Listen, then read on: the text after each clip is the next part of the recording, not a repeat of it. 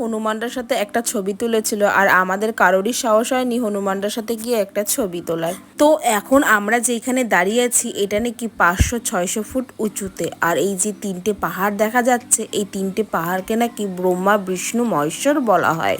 আর এইখানে আগে রোপওয়েও ছিল, কিন্তু 2-3 বছর আগে রোপওয়ে ছিঁড়ে দুজন মারা যাওয়াতে এখন সেটা বন্ধ আছে। আর আমাদের যে গাইডলাইন দাদা ছিল সে যেন আমাদের একটা ঢপ দিয়েছিল যে এই জায়গায় নাকি মনমেনা বইতে দেবকোয়েলের শুটিং হয়েছিল। তো তখন আমরা ব্যাপারটাকে পুরো সিরিয়াসলি নিয়ে নিয়েছিলাম, কিন্তু বাড়িতে গিয়ে ভালো করে ভিডিও গিয়ে দেখলাম যে না, উনি পুরোই আমাদেরকে ঢপ দিয়েছে। এইখানে আরো অনেক মন্দির ছিল যেগুলো আমরা শেয়ার করতে পারিনি তোমাদের সাথে। আর এইখানে দেখো পাহাড়ের গা বেয়ে কিন্তু জল আসছে, আর ওখানকার লোকেরা বলছিল যে এই জল খেলে নাকি পেটের সমস্ত রোগ সেরে যায়।